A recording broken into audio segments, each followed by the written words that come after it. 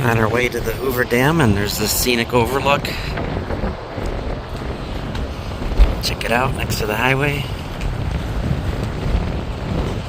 Super windy.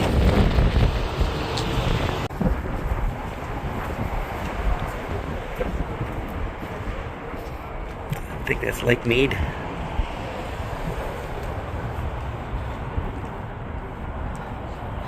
Lake Mead down there.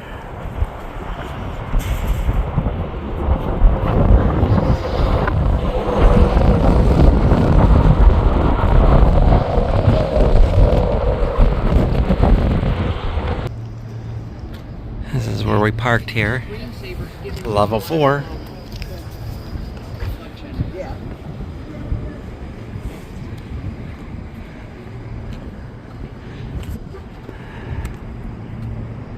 Maybe we'll go on a dam tour today.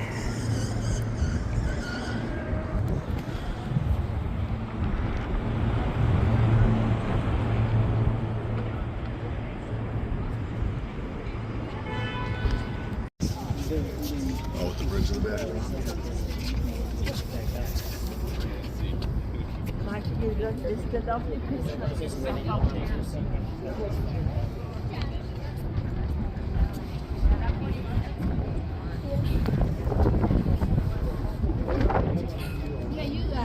This way, I guess it is too.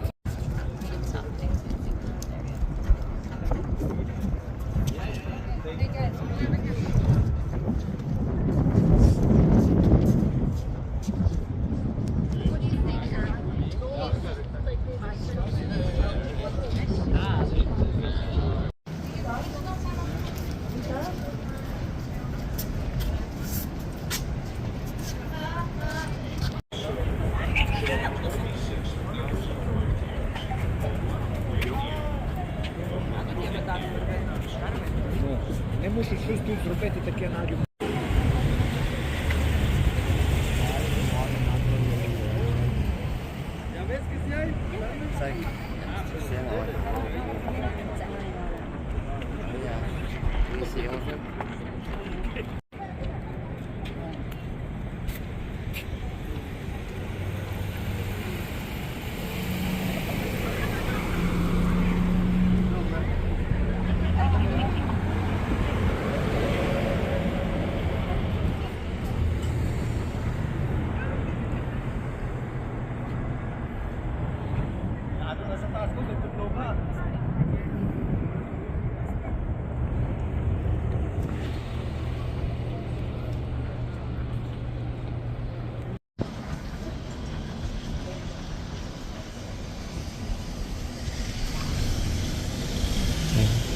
Visitor center, parking.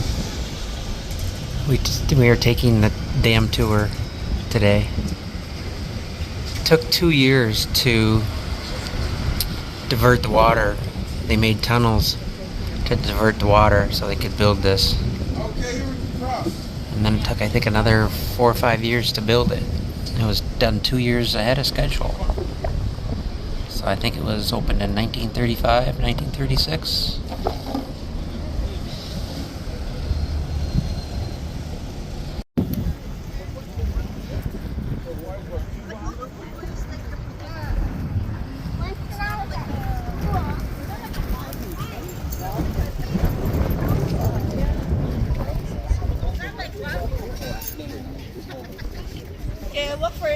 Lake Mead lies just beyond.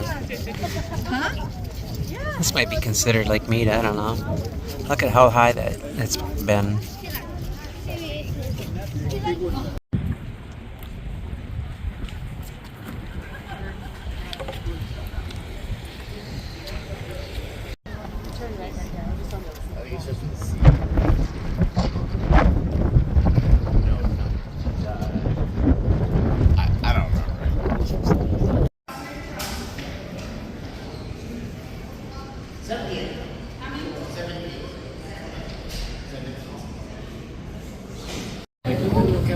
During the summer, it's a really rough, fresh air to come down here.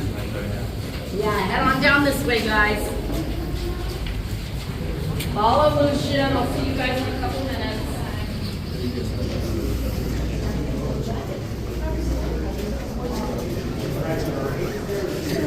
We went down 54 stories into the dam. Now we're going to the diversion tunnel.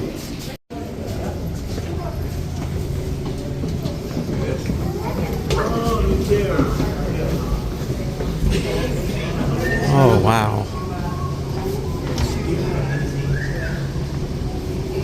That's the tunnel they used to divert the water around how they built the dam. My name is Lucian. I'll be your tour guide today for our 2 stops.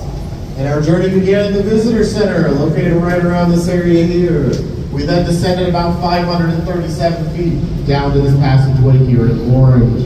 And then we followed that to where we are currently located, which is right about here in one of our 4 original diversion tunnels. 1, 2, 3, 4. Keep in mind the diversion tunnel is the big one on either side of this here. These tunnels are 50 feet in diameter and about 3/4 of a mile long. As I mentioned in my elevator, its original purpose was to divert the river around the construction site, as you could not build something the size and the scale of the Hoover Dam on top of a raging river. Now to get the water into these tunnels, they first built what was called the Upper Hoover Dam right about here. 100 feet tall, built using concrete and other natural materials. Once this was completed, the water was pulled up into this zone here, where it was then driven into our newly built diversion tunnels, where it would go all the way around and back into the Colorado River. Next step was to build the Lower Hoover Dam, 65 feet tall. His purpose was to keep that newly diverted water from backflowing into the construction site. Once that was completed and the riverbed was completely dry and devoid of water, another 135 feet of rock, sand, silt, and debris was excavated to get some bedrock.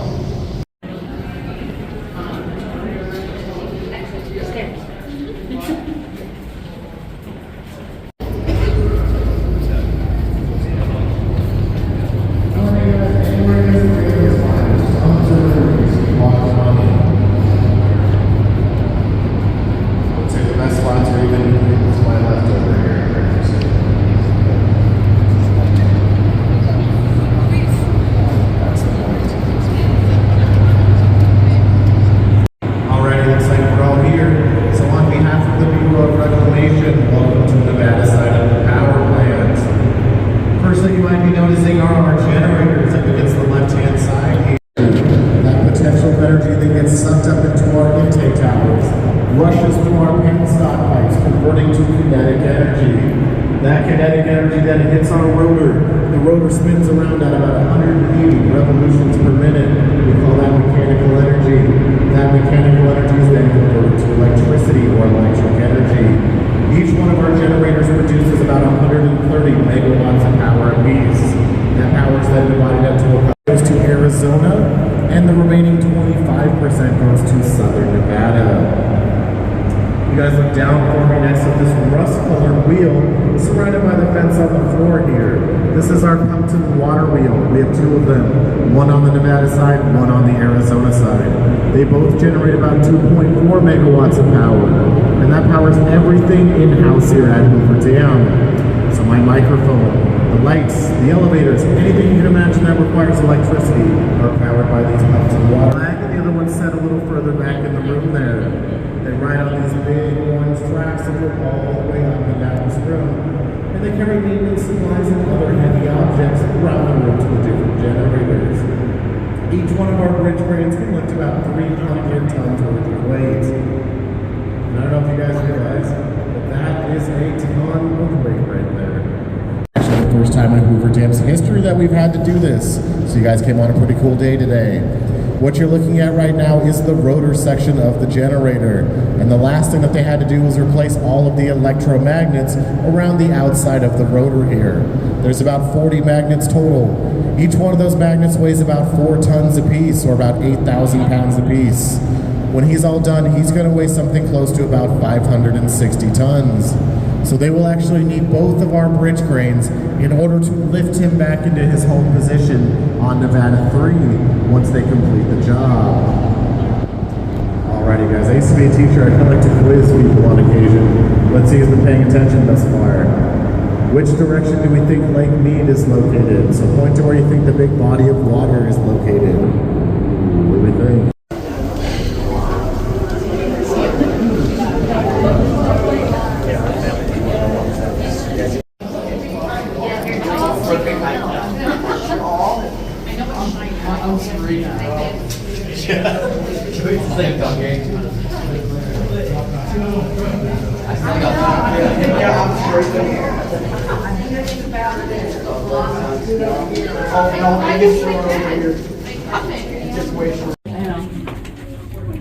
Okay, quickly turn around. Turn around, quick. Don't hit me. Smile she gets for the trip.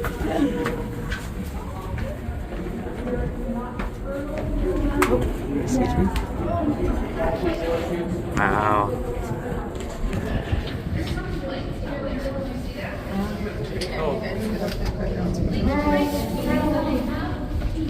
Here, boys, turn around.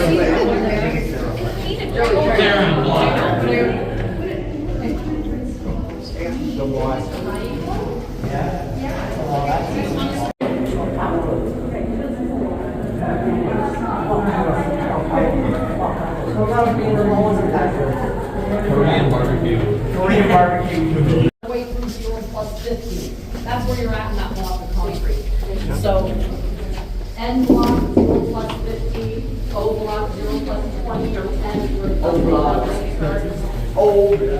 So with cracking, you can see that there's been no major cracking. There is a joint down here that's had a lot of movement. And they put a bar on Where's the wall. Chevy They're Chase's not gum? concerned about it any longer, but they put a bar on the wall to see if Is that the it block there? of concrete was moving out and in. So this is the joint that was of the most concern on this level. They actually came back at a later date and put some kind of modern mastic material in there. That's not the original high pressure grouting. But you can see how off it was. So everything was not perfect. Here's where the bolts originally were. They had to redo them because they were so off.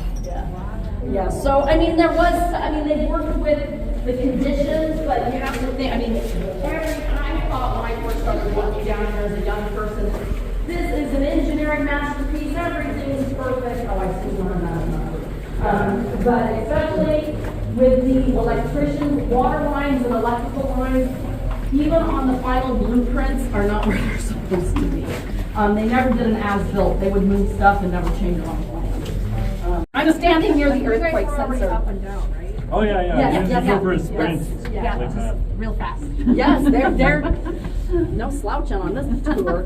But the earthquake sensors we have all throughout the dam. Hoover Dam's built to withstand an 8.6.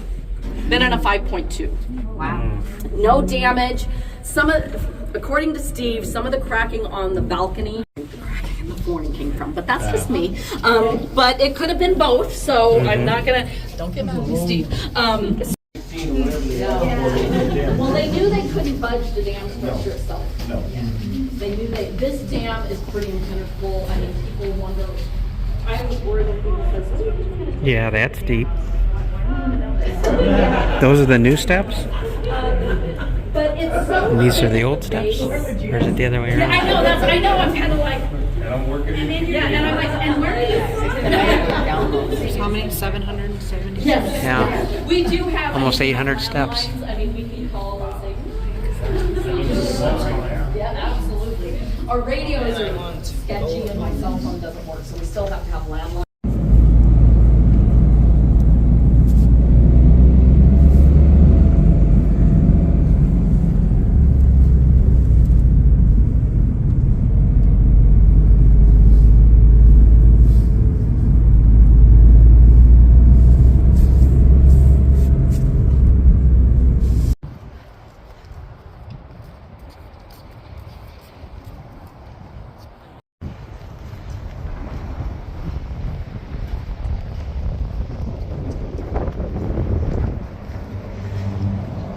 Sorry there hasn't been a lot of commentary again.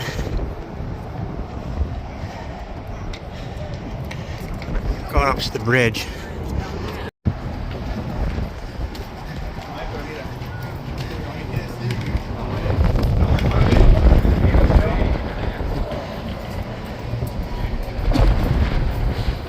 It's windy up here too.